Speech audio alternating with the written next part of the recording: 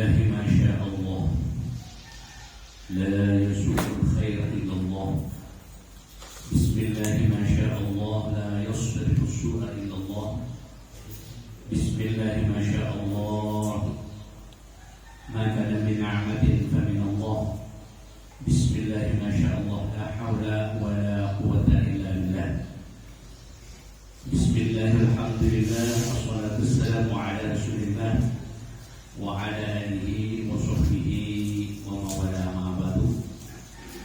Yang saya hormati para kiai, para pejuang pembela kebenaran, dan para penerus, para ulama salaf kita, ulama NU kita, dalam rangka menyampaikan tugas amar ma'ruf nahi munkar sesuai dengan yang telah disampaikan dan diuraikan dengan oleh beliaunya Kiai Jais Badri tadi mengenai tafsiran ihdinas shiratal mustaqim, bahwa yang dimaksud as-shiratal mustaqim itu adalah baginda Rasulullah sallallahu alaihi wasallam. Sehingga dengan demikian secara praktis kesibukan kita dalam rangka menyampaikan tugas amar ma'ruf nahi munkar ini berarti kita sibuk untuk menghidupkan ajaran baginda Rasulullah sallallahu alaihi wasallam. Kita juga sibuk untuk menjadi orang-orang dekatnya baginda Rasulullah sallallahu alaihi wasallam, di mana di hari kiamat nanti tidak ada seorang nabi pun yang mempunyai wewenang, yang diberi wewenang oleh Allah Subhanahu wa taala membuka pintu surga dan memberikan syafaat kepada siapapun selain baginda Rasulullah sallallahu alaihi wasallam.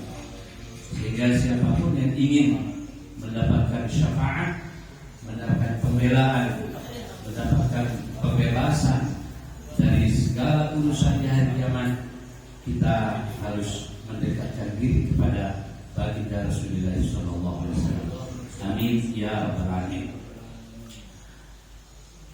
Di sini saya ditugaskan untuk mengukuhkan, jadi bukan melantik.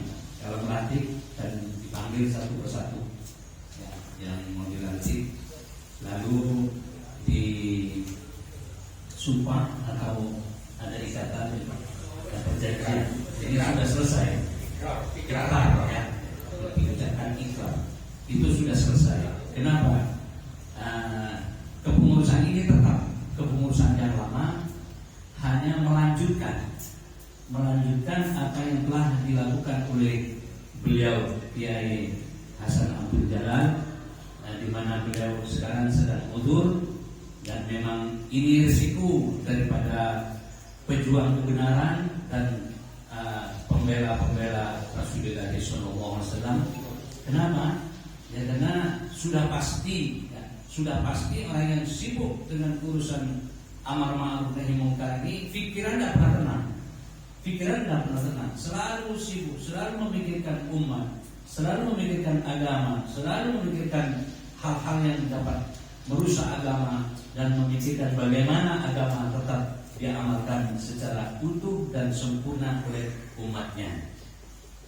Dan itu sejak zaman dahulu ya. Sayyidina Umar bin Khattab ya, sampai dikatakan innaka at'amta man ba'dak in alasna Ali. Kenapa? Sayyidina Umar itu ketemu Sayyidina Ali ketemu Sayyidina Umar mikul tepung, ditanya mau kemana? Ya ini ada rakyat saya tidak makan, rakyat saya kekurangan makan. Apa kata Sayyidina Ali? Innaka at'amta man ba'dak. Kamu itu bikin sibuk orang-orang yang menjadi penerus kamu. Nah, apakah ada orang-orang yang seperti Sayyidina Umar? Ya kalau di zaman sekarang ini saya mengatakan itulah Kiai Abdul Jalal, selalu memikirkan umat dan selalu memikirkan agama ya. Beliau itu nyampe ke rumah saya Dan saya tidak kenal sebelumnya, hanya tahu bahwa di sini ada pesantren besar dan saya takut mau masuk. Ini pesantren besar ini, nggak gampang. Tahu-tahu orangnya sendiri datang ke rumah membawa buku dan itu sudah tertulis karangan beliau. Ya, bukunya mengenal akidah Ahlus Sunnah wal Jamaah. Kebetulan saya memang sejak pulang dari Mekah bersama kakak saya dan MUI secara praktis. Kemudian setelah itu bersama Gus Hasib Wahab kami mendirikan yang namanya Fokus, Forum Komunikasi Ulama Ahlus Sunnah wal Jamaah. Ya, kenapa? Karena melihat orang-orang NU sudah tidak mengenal apa itu Ahlus Sunnah. Orang-orang NU hanya mengenalnya tahlilan. Dan mungkin sampai sekarang kalau sudah tahlilan sudah NU, walaupun tidak sholat. Nah ini merupakan pemahaman yang membahayakan, ya, sangat membahayakan. Bukan cuma bahaya, sangat membahayakan. Nah oleh karena itu, karena uji NU itu kalau kita mau melaksanakan tugas amal ma'ruf nahi mungkar masih ada laporan kepada pengurus sibuan, sedangkan hal-hal yang di depan mata ini cukup mencolok mata. Ya nggak usah gabung dengan NU, kita ambil barokahnya aja. Kita ambil barokahnya aja NU. Dan apa yang kami lakukan sesuai dengan apa yang telah ditegaskan oleh beliau ini sama sekali tidak menyimpang dari NU. Karena pengurus NU yang dahulu ya tegas-tegas juga. Ya, ingat Kiai Wahab Hasbullah ketika mengadakan suatu rapat begini. Lalu salah satu dari antara hadirin itu minum dengan tangan kiri. Lalu Kiai Wahab Hasbullah memukul meja. Tuah 3 kali. Berhenti sebentar. Lalu marah luar biasa mengatakan, kalau orang NU sudah tidak mengamalkan sunnah, meminum dengan tangan kiri, jangan diharapkan NU itu akan jaya. Luar biasa. Ini pengurus NU, pendiri NU-nya. Kemudian ada Kiai NU juga di Jember, namanya Syed Ahmad Siddiq. Ya, Ahmad Siddiq. Bukan Ahmad Siddiq yang sekarang. Yang sepuh, ya bukan abahnya Kiai Siddiq. Saya pernah membaca biografi beliau. Beliau itu bekerja di pasar, jualan kain, duduk ya, nempatnya karena jual kain, jual buku-buku. Tapi beliau membawa Al-Quran kecil. Jadi selama tidak ada yang beli, beliau ngaji. Ya tidak tahu khatam berapa kali satu hari. Tidak tahu khatam berapa kali, bukan khatam satu kali, bukan. Karena bacanya cepat sekali, sudah hafal, sudah fasih. Terus yang menjadi catatan apa? Beliau itu sangat menjaga kemurnian akidah. Sampai-sampai kalau ada satu jalan lorong yang di sana itu tujuannya ke sana umpama, tapi di sana itu ada gereja, beliau tidak lewat sini. Beliau nyerang, walaupun 10 kilo, beliau nyerang. Kenapa?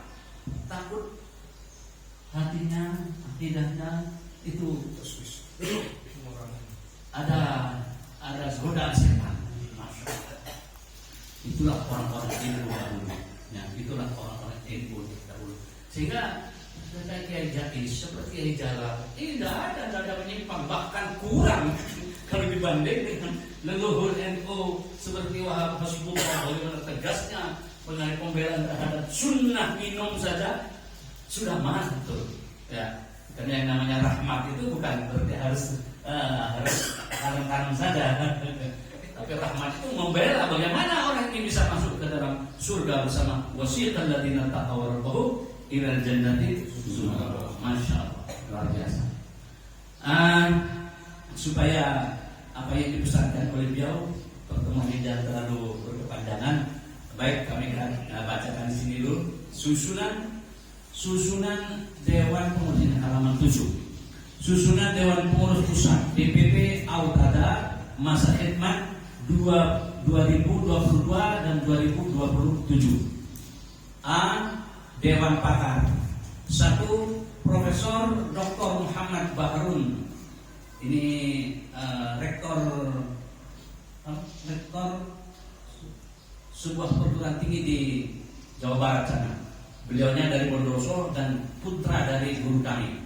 Beliau pembimbing pesantren-pesantren di bidang jurnalis ya. Baik Sidugiri, Sukorejo,